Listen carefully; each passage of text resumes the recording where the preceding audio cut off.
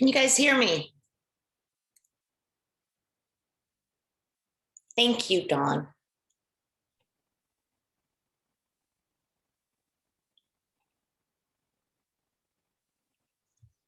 How to talk.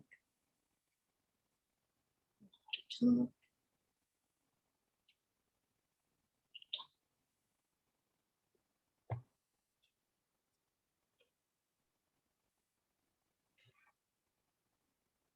Okay, we've got one more minute.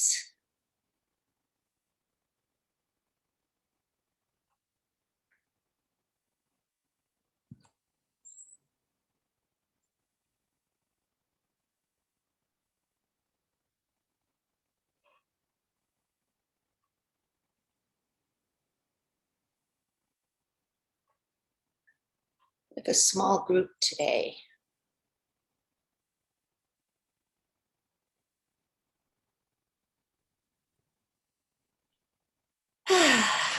I hope everyone's doing well. I've been busy,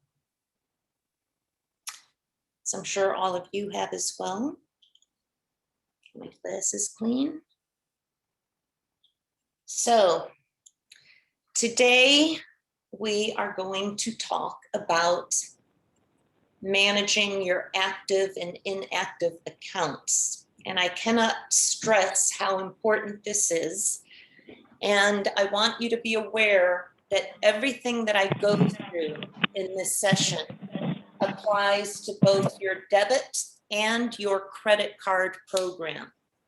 Now, as I've told you over the weeks, when you first start to look at your portfolio from the raw data and use those sheets that I've been sending out to you, the first time you're going to see that up to 40%, if not all the way up to 50% of the total accounts on file are not active.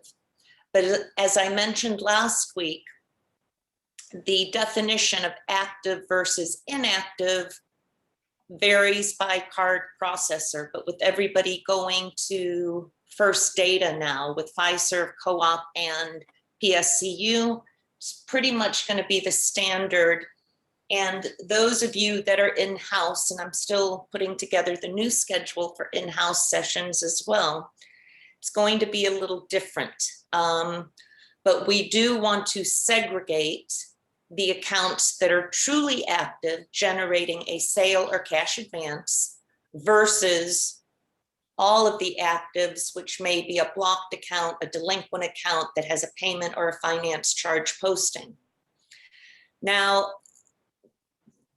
the thing with this, with all of these excess accounts on the system, and you will find that a lot of them have credit lines associated with them.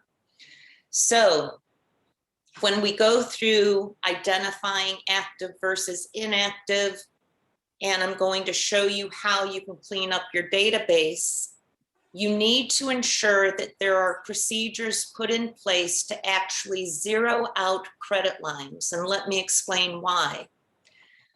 If you are not zeroing out credit lines on accounts that may be blocked, frozen, statused for whatever reason, and not every credit line is going to need to be zeroed out. But think about it when anybody does an analysis on your program and we look at average credit line, if your credit lines are overinflated because you're including the status accounts in them, which are when you're using processor reports, and then you've also got your total accounts on file, which is a little, not a little, but normally a lot skewed, then your average credit line is off, which means your credit utilization ratio will be off, which means your ability to see when a portfolio truly needs a line increase is going to be off. And it gets to the point, the only true metric in your portfolio that you can count on is your balances. And this is one of the reasons that so many credit unions, and hopefully, I mean, yeah, over the past 10 years, I've seen this, you really need to have a dedicated card or payment department, and especially with everything going digital these days, to manage all of these functions. It cannot just be a part of lending or a part of accounting or whatever area it may be. Whenever you have a debit and credit card program, you need dedicated people to run that, because being that credit is your most profitable product, it's going to justify itself. So I do want to start off by explaining, if you have ever looked at your processor reports, let's say your CMO 51s, or if you go through the exercises that I've explained to fill out the data sheets that I've sent, and you pull your CMO 51, you may find that you have pages and pages and pages. And this is what I refer to, not that it's anything special, but it's excess programs on the system. And when I talk about excess programs on the system, these would be perhaps old classic programs, old gold programs where the credit union didn't want to upset the member or give them a new plastic. This is something that needs to be addressed and researched operationally on your end. No matter who had the card program before you, just because it was done that way doesn't mean it's the way it needs to be done. So when I typically work with credit unions and I'll do an analysis on their program, and the one I did recently, you get the reports and you really have to identify which programs are what. So things that may be in the back office, but obviously not promoted on your website, would be old programs that are no longer promoted, old programs with a different APR, programs that may have been set up incorrectly. I've seen this before. Some credit unions have actually been misadvised when they set up their program, that they set up different. Let's say you've got a Visa Platinum and it has 5 different rates, 5 different tiers. Well, they're setting up a program for each of those tiers. No, you don't do that. There's typically another parameter within the processor system that will identify what that rate should be. And it may sound silly, but this does happen. The good old grandfathered accounts that, you know, if you've gone through mergers and perhaps you have the previous credit union's portfolio and it's still separate because you didn't want to go through a reissue. This is the time to bring everything together. You want to minimize the number of bins you have and the number of programs you have. And I will talk about the secured programs, college programs, things like that. Don't do those separately. Include them into the, let's say you've got a non-rewards program and you can differentiate it by a different product code. Now, this particular example that I am showing here in the handout that I sent, I've got to move some of these windows that I can see. This credit union had, how many accounts did they have? 12, they probably had about 20,000 accounts, right? And if you look here, and if you're using the First Data platform, you've got a SIS, a PRIN, and an agent. SIS is short for system, PRIN, principal, and agent. And what I did here to demonstrate to the credit union, and this was not only costing them so much money in reports and program management, but their Platinum program had 9 different sub-programs, and there's the 4, 6, 7, 8, 9, 5 programs had very few accounts, let alone none with any activity. Their platinum rewards, they had 3 different sub-programs. This was one of the credit unions that was doing it by rate. Then they had another rewards program with 3 different tiers and one with 0. So you see where I'm going here.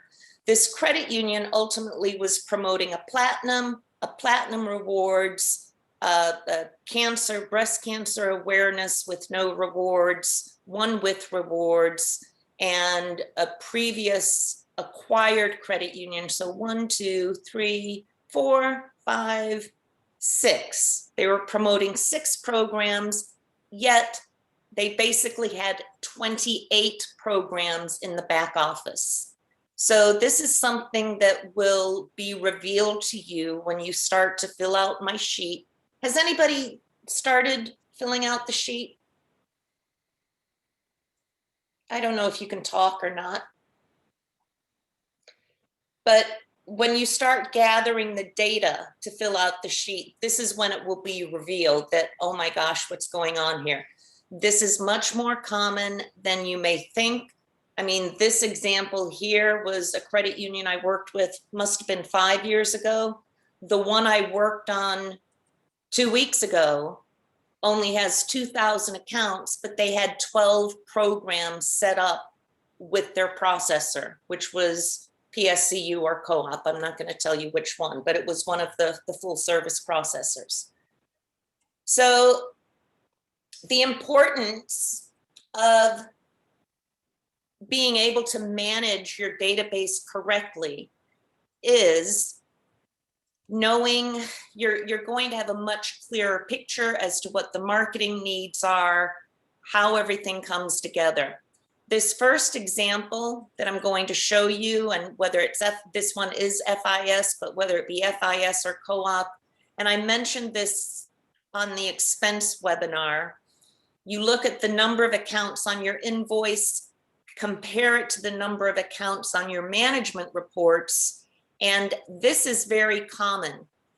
If those 2 numbers don't match for the same time period, the numbers on your invoice versus the total number of accounts on file, 99% of the time, it is going to be a result of charge-offs that are sitting on your system.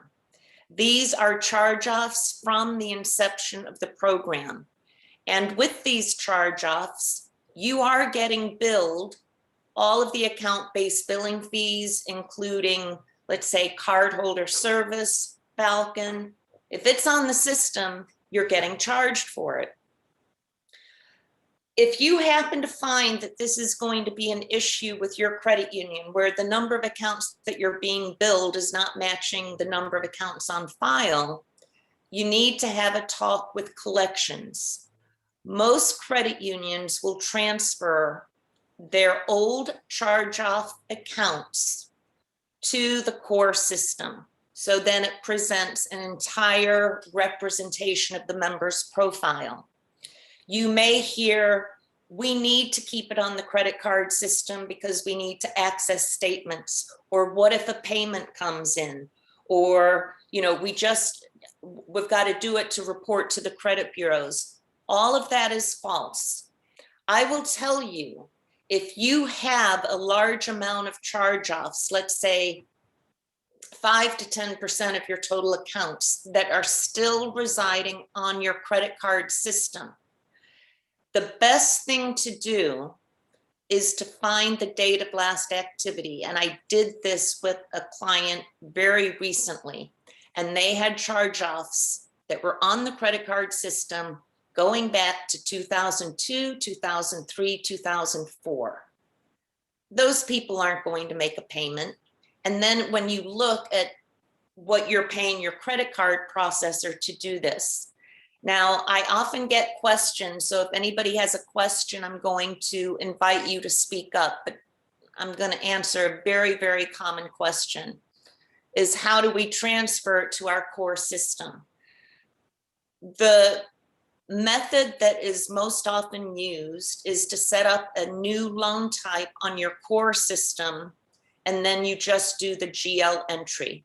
And if you want to keep charge-offs on the credit card system that are perhaps only a year or 18 months old, go ahead and do that.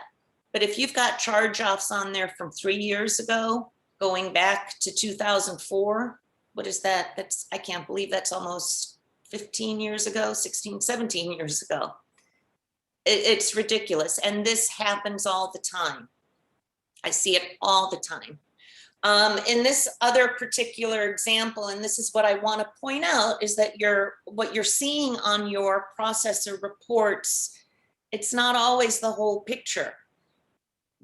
FIS determines that the active accounts are the accounts that are billed, the ones that get a statement, and that is just no way what active accounts are. What you will not see on your processor reports are your inactive accounts. That has to be manually calculated, and we'll go through how to do that, and it's also on my spreadsheet. Another category, and I'll be going into more detail here, is accounts not activated. Accounts not activated is different from inactive accounts, and pay attention to this, especially for the debit program. Accounts not activated are the plastics that have a sticker on it, and they were never activated via the card activation system. And this is what I was mentioning last week or 2 weeks ago about the importance of auditing your reissue criteria, because I will tell you, in the majority of cases, there is no date of last activity as a parameter for reissuing plastics. So 9 times out of 10, you are going to be reissuing plastics that were never activated from the last go around. And we'll get more into this as we go through this session. There's also zero balance accounts. Now, zero balance accounts can be legitimate if you're doing an analysis as of the end of the month, where, yeah, our cycle date is perhaps the 25th, and we have a lot of members who pay in full. So yes, when the report is run on the 30th or 31st, it's going to show as a zero balance. But within the zero balance category, there's going to be a boatload of accounts that have been zero balance for likely, 3, 6, 9, 12 months. And that needs to be further dissected. I won't go through every single one of these examples. What I just want to show you, though, is the reality. If you find yourself in a situation where you've got a huge inactive ratio, and your inactive ratio should never be higher than 20% in 1 month, you're not alone. I mean, this goes on. I've been doing this 17, 18 years now, and it is just rampant. This is actually a good one, and this would be a first data analysis. And this one's clearly not an analysis, but just a quick profile, where this credit union had 9,000 credit card accounts. They thought their penetration was great. It's 32%. And let's face it, most CEOs, they're looking at the number of accounts and balances, and, we've got a great program going. But their gross active rate, which is not the true active rate, is showing 68%. But the real active, the debit active, those that are generating a transaction, only 4,523, 50% of the portfolio, was generating a transaction in that month of December 2013. The inactive accounts in December, which you think is going to be the busiest shopping month of the year, 50% inactive. And then out of that, they had 2,282 status accounts.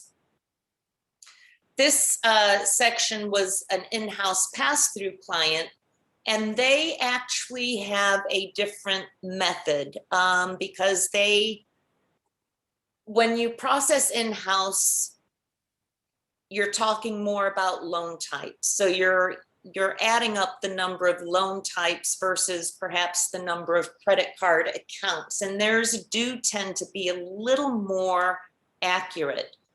But some of the definitions that the in-house people will want to look at, here the accounts on file was 44,668, but the file residency with their processor was 48,000. You know, when was the last time the processor talked to the core to actually match those numbers up? Their open accounts was only 34,000, but then they had 10,000 zero balance accounts, and the active where they had more than one signature, greater than zero, one signature point of sale, only 17,000 out of 44,000 on file. So they only had a 40% active rate. So this is if you're in-house, this is how you can modify my sheet to actually start dissecting your database. Do we have any questions so far? You can put them in the chat, or if you can't talk. Are you bored with this?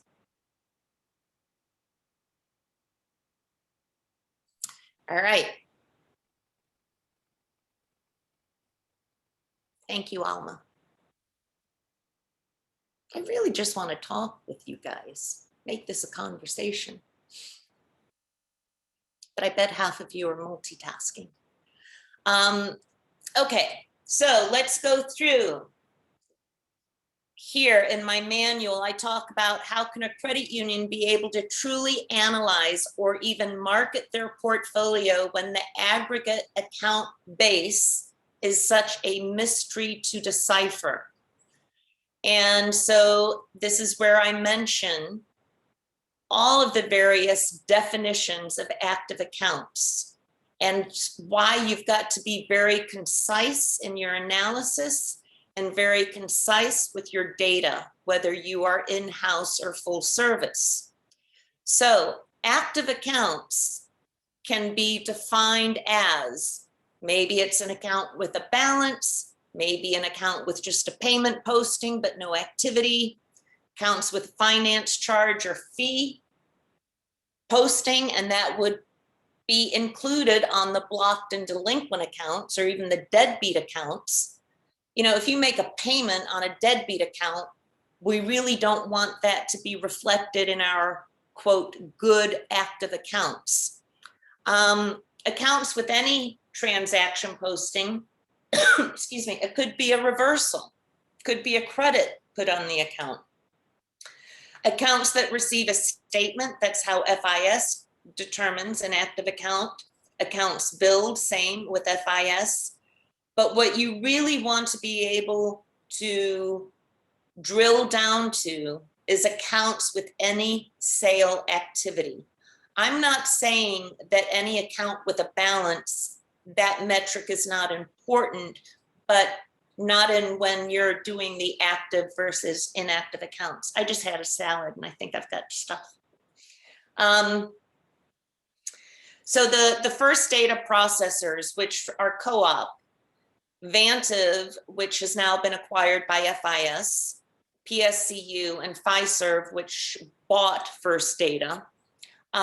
These are the descriptions that I mentioned last week, and now here they are written for you.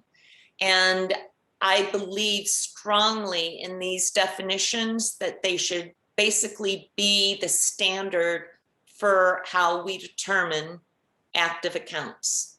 We've got the gross active, that's any transaction posting, debit active, basically open accounts, they're not blocked, they're not status, they're generating a sale or cash advance.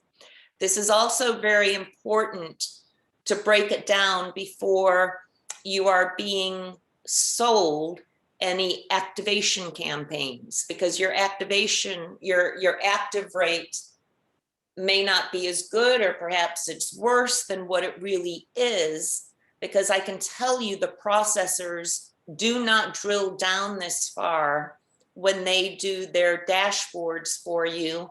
That's the whole point of that sheet that I sent out. Has everybody gotten the sheet? I know I sent it last week. Hold on, there's something in the chat. What about accounts that were used and paid off and have a zero balance? What length of time would you consider inactive without activity? That is a very good question, Alma. And it's all, in my mind, individual credit union decisions. But I would say 12 months. And I think this is going to really come into play when we talk about your reissue criteria. And at the end of this session, and I even mentioned it last week, you need to get a hold of your reissue criteria from your processor, because the majority of time, there is not a date of last activity in the reissue field. Or if there is, it's a default. And you won't know what that is until you ask for it. But I don't want you to ask for it in a manner that your client relations rep is going to send you an email. You want the green screen. You want a snapshot of the green screen on the First Data system. Because one of my clients, and this was what we're in almost June, so this would have been in February, and she got a copy of the green screen and she showed it to me, she emailed it to me, and sure enough, it was the default, the number of months without activity before we reissue a plastic, the default was used at 99. You don't know what it is if you're new in your position, or how it was set up before, or perhaps you've been in your position for a long time, but now you've got additional knowledge to look at your reissue criteria. And that's going to be very important, because this very first time you clean up the database for debit and credit, and I can tell you it's going to be so much larger on the debit program, that all of this is going to tie back to, it's going to be a lot of work cleaning it up. And it also goes to, I'm hoping many of you were on the webinar about disclosures and the terms and conditions, and how I mentioned go to Navy Federal Credit Union.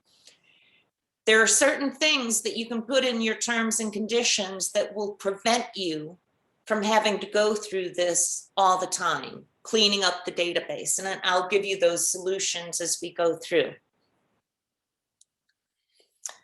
So the inactive accounts, again, this number is not openly shared with you. You will have to calculate it. But this is also, let's say, a cluster of many different type of accounts in your overall inactive category. They will include your status accounts, and that would be blocked, lost, closed, stolen, waiting to be purged, waiting to be taken off the system, the accounts not activated, the accounts with a zero balance. Then you will have accounts that just didn't have activity in that particular month of the report that you're looking at. And I do encourage everybody to start with the December 31st, 2020 report. But accounts that had no activity in December of 2020, you'd have to question, why aren't they using our card during the holidays? And then you've got the dormant accounts. So once you have a total grasp of everything that's in the active and the inactive and all of the different categories, and you better be a spreadsheet lover, an Excel lover, because this is going to be right up your alley. Once you know all of the different variances, then your portfolio analysis that not only you do internally, but then the dashboards from your processor are going to tell a much more accurate story of the performance of the portfolio. So this is what you're going to be hit with your processor. they will be coming to you and they'll say, oh, we do the quarterly purges. We purge every quarter. We take care of it for you. Yeah, wink, wink. And they do the quarterly purges. But among the things that have to happen for an account to qualify for the automated purge, which they're doing you a favor, keep that in mind, is that the expiration date on the plastic must have passed. There can be no cardholder activity on the account for 12 months. So, and I think I've used this example before. Let's say we're May right now, and you've just issued a debit card or a credit card to a member, and it has an expiration date of 2024, 3 years from now. That member calls in a month, they've already lost their debit card. So you block the debit card and mark it status. You reissue them a new debit card, but that original debit card, unless you are proactive in managing the database, is going to stay on your system until the expiration date, which is another 3 years. So when you are going to be, you will be told by the processor, oh yeah, we'll do, it'll come off in the quarterly purge. No, it won't. So this is where internally you are going to either have to manipulate the expiration dates for accounts that you mark lost, stolen, or continue to just do this quarterly, or quarterly would be a bit much, but maybe biannual cleanup of your database. Any questions so far? The account's not activated. On a monthly basis, you should be getting a report that shows accounts that have not yet been activated via the card activation system. These accounts are definitely lumped in to your inactive accounts. But I highly suggest that you find out for your debit portfolio and your credit portfolio exactly how many accounts are in the accounts not activated. Do not be surprised if you find in these reports that there have been accounts that have not been activated going back 3 to 4 years. And this is where the reissue criteria also comes into play.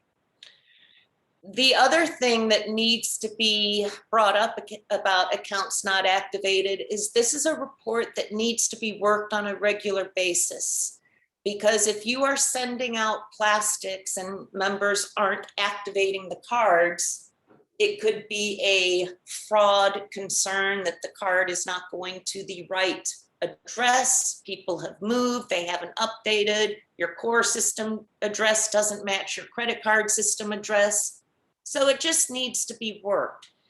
How do you avoid this going forward, where you have the complete freedom to clean up cards not activated?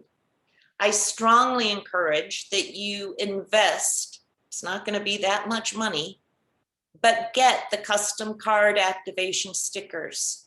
Put the onus on the member. If you do not activate this card within 30 days, we're closing the account. That is going to keep your database clean. It's going to also prevent you from having to go through the process of sending out activation campaigns. Please use your card. We sent it to you. If they're not going to activate it in the first 30 days and they just put it in their sock drawer, you don't need that expense. And I hate to be harsh, but again, because of this pandemic, we really have to continue to decrease our expenses, decrease our risk, because charge-offs and delinquencies, they are going to skyrocket in the next 12 months.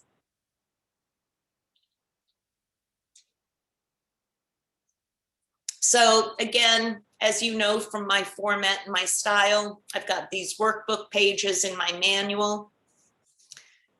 This is just a fun little sheet. You can do it yourself. You can give it to someone and say, do this for my debit portfolio and the credit, and put a date on the top of it, like an elementary workbook, and find out these numbers, and then that will give you a clue. This is a new area that I am focusing on, accounts with statements and the statements build. And I've not updated this part of my manual to include this yet, so please make a note of this. I want everybody, you do what you want. I'm sorry. I suggest everybody find out what your statement parameters are. And what do I mean by that? Basically, there are parameters, again, in the processor system that were set up way back when you started your program or you converted to your processor, that tells you who should get a statement every month. Well, typically we want the majority of our active card holders to get a statement, but we don't necessarily want statements generated for all of the status accounts and sent to the credit union or whatever the case may be. In some situations, you may find as many statements are being generated, 80% of your account base is getting statements. Well, how can that be when 40% of our account base is inactive? Just check out the number, because the statement part of your invoice and the postage, that tends to be one of your highest one of your highest categories within your processor invoice. So add that you want to find out the number of statements that were sent out, and just see how that number compares to your gross active, your debit active, and your total accounts on the invoice. So I am now going to get into cleaning up the database. Do we have any questions so far? Are you learning anything?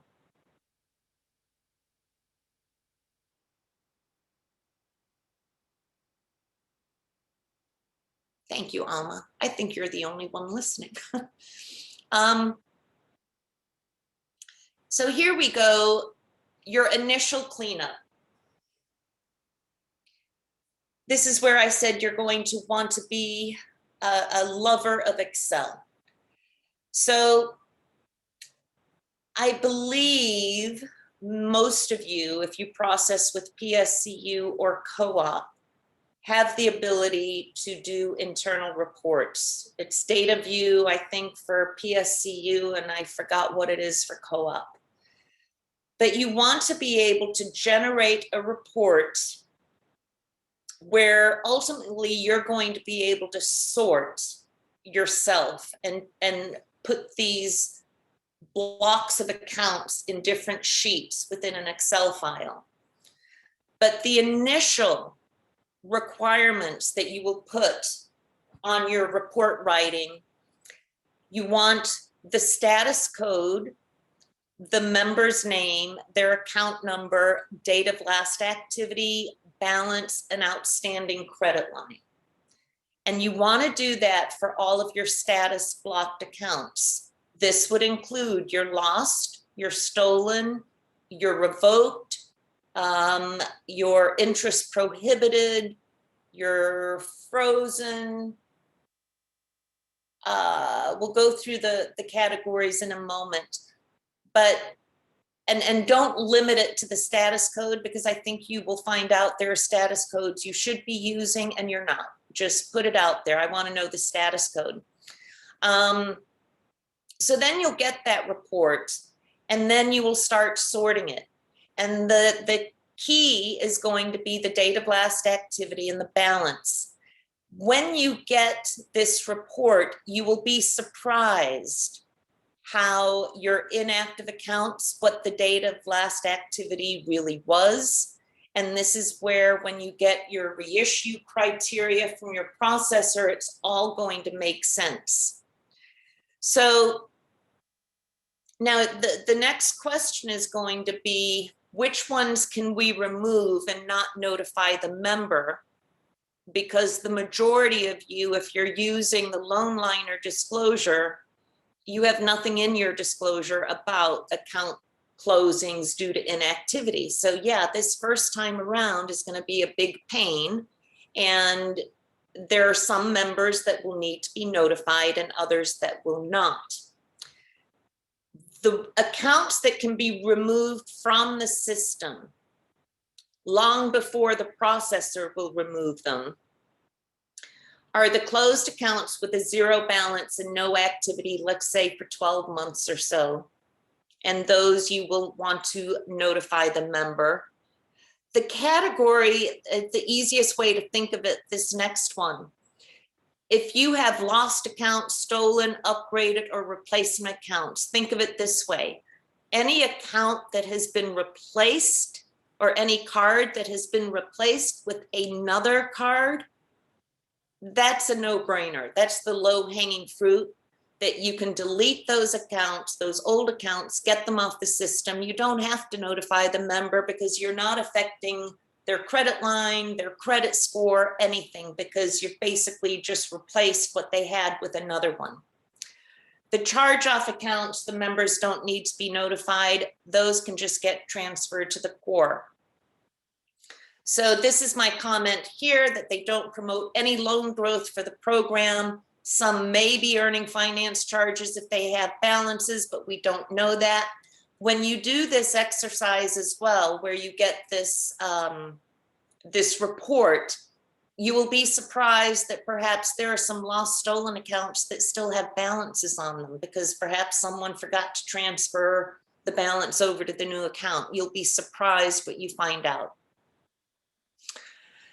So especially if you do a mass reissue, and I'm not sure how common these are anymore. Maybe someone can fill me in if you've ever had to do a mass reissue of any kind because of a data breach or something. That is the time your database is going to be very whacked out. And this is the time where your processing bill is going to double. Because not only do you have the accounts that you are replacing through a mass reissue, you've got all of the other accounts that may still stay on the system until the account expiration date. Now, the easiest way to question whether you need to notify your member or not, if it's not in your disclosure, basically, have they received a replacement account or plastic? No, you don't. But if the member, this section at the bottom, if it falls within the inactive closed accounts not activated, yeah, you do have to notify the cardholder. But what you should do is give them a letter, send them a letter and give them a drop dead date. So let's say if you don't use your card by July 31st, 2021, we're going to close it, and you can put a sweet touch on it, you know, because we're member owned and we're wanting to reinvest in our members or whatever nice way. That's what marketing can do. They can put a nice twist on it. But you just don't want to send it out, say, please activate it, give them a drop dead date. So then you know when that drop dead date, July 31st, just expired, August 1st, go in and code all of those accounts to force purge for the following quarter.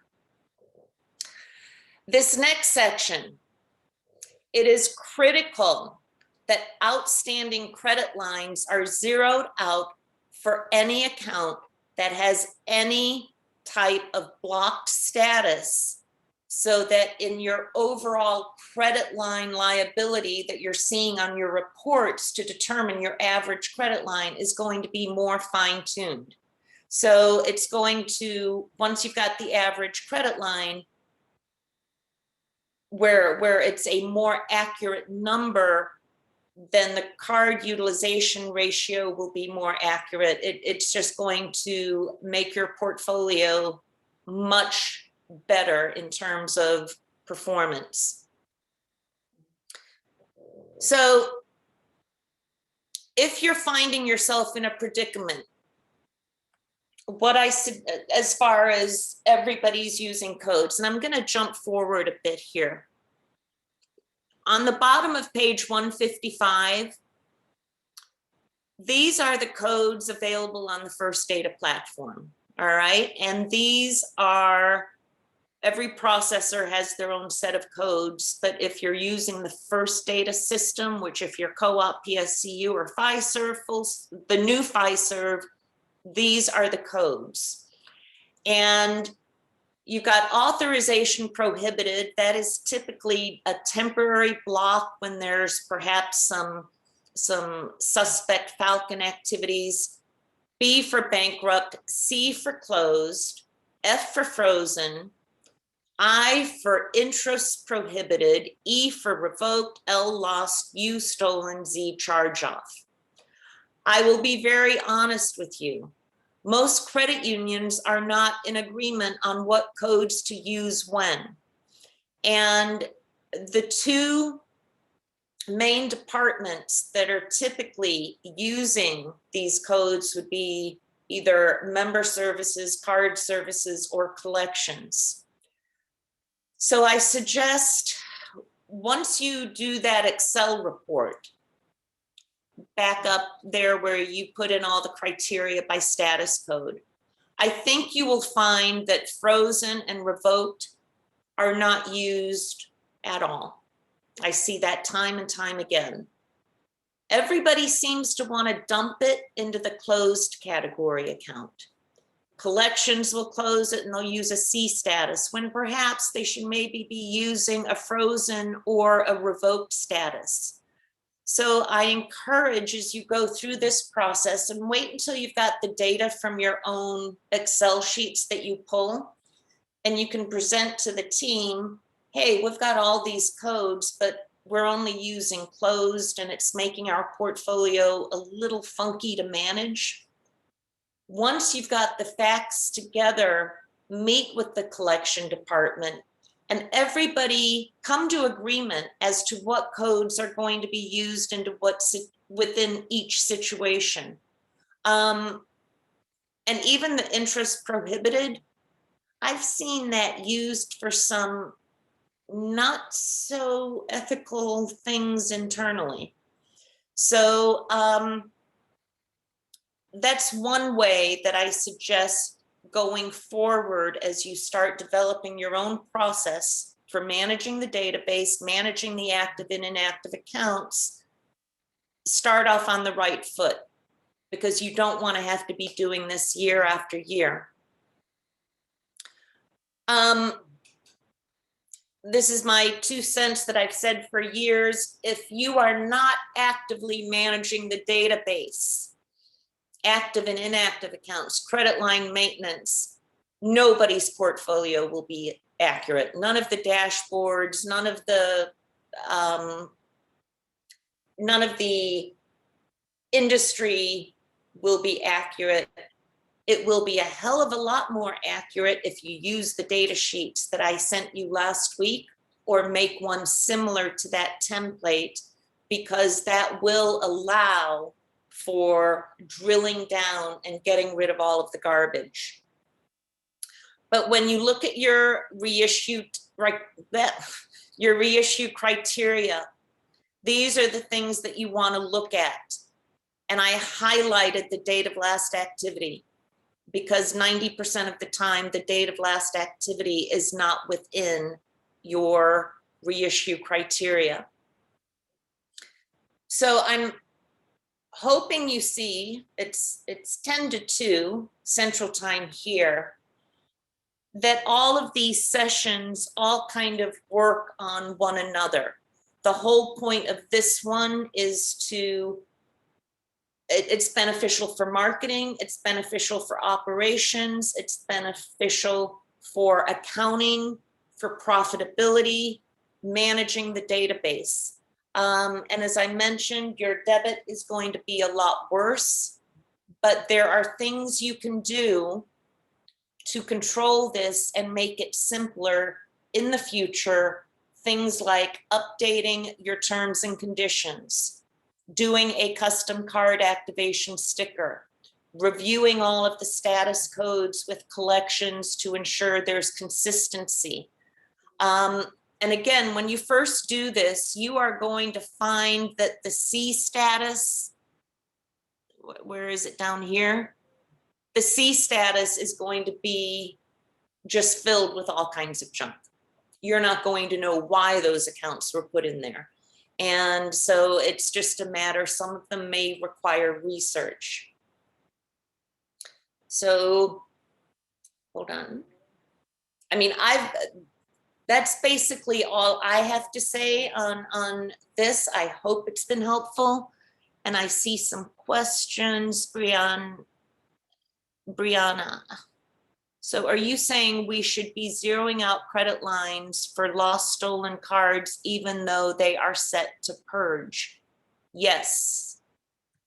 Well, it depends. You know what? It depends, because if they're going to be on the, let me back up.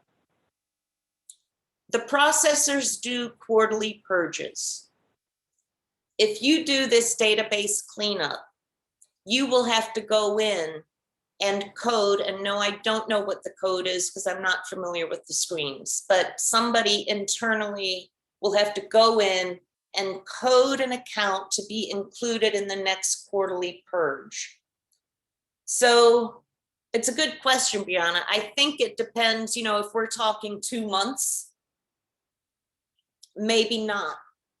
But if internally, if you're going to be updating your internal procedures, I don't know if you guys still use procedure manuals and things like that for internal processes. It doesn't hurt to say, excuse me, and just get into the practice of zeroing out the credit lines. Because if you're not, then in your overall management report, everything's going to be overinflated. Does that make sense? Just know that it will be quarterly with the processor, and you've got to manually code these accounts to purge, and it's really up to the credit union. Do you want to carry that extra liability for 2 or 3 months? That's up to you, or just get into the habit of zeroing them out as you're replacing them. Any other questions?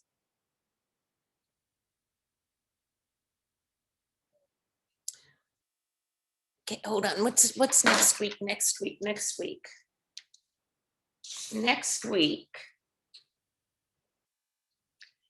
we've got the member card reissues.